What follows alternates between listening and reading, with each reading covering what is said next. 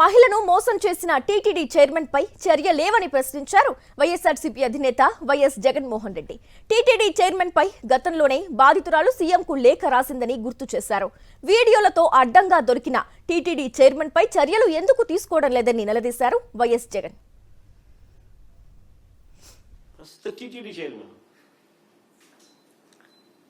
ఒక మహిళను మోసం చేసి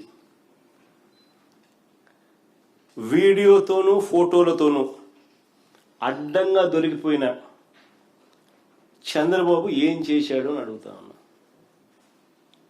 సరే, వాళ్ళంతా పొలిటీషియన్స్లే, వాళ్ళ జోలికి పోతే చంద్రబాబు నాయుడికి అని ఇబ్బందిలే అని ఏమైనా హెసిటేట్ చేస్తున్నాడేమో చంద్రబాబు అని అనుకుంటే, టీటీడీ చైర్మన్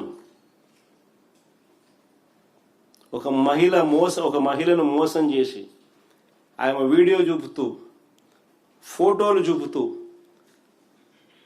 అడ్డంగా దొరికిపోయిన చంద్రబాబు ఏం చేశాడని అడుగుతా ఉన్నాడు.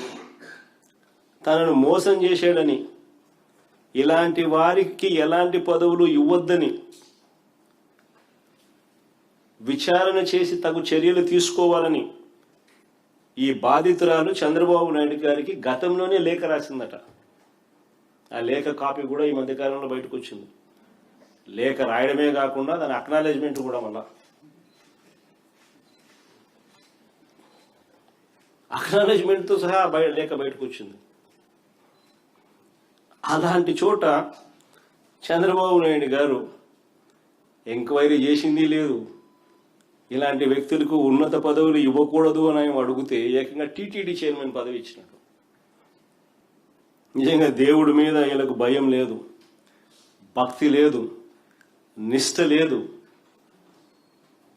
నిజంగా ఇలాంటివి ఏవైనా ఉంటే ఇలాంటి తప్పులు చేయరు, ఎస్పెషలీ దేవుని ఆలయంలో. ఇలాంటి వాళ్ళ దేవుడి గురించి మాట్లాడేది, ఇలాంటి వాళ్ళ పవిత్రత గురించి మాట్లాడేది, ఇలాంటి వాళ్ళ ఆడవాళ్ళ గురించి మాట్లాడేది.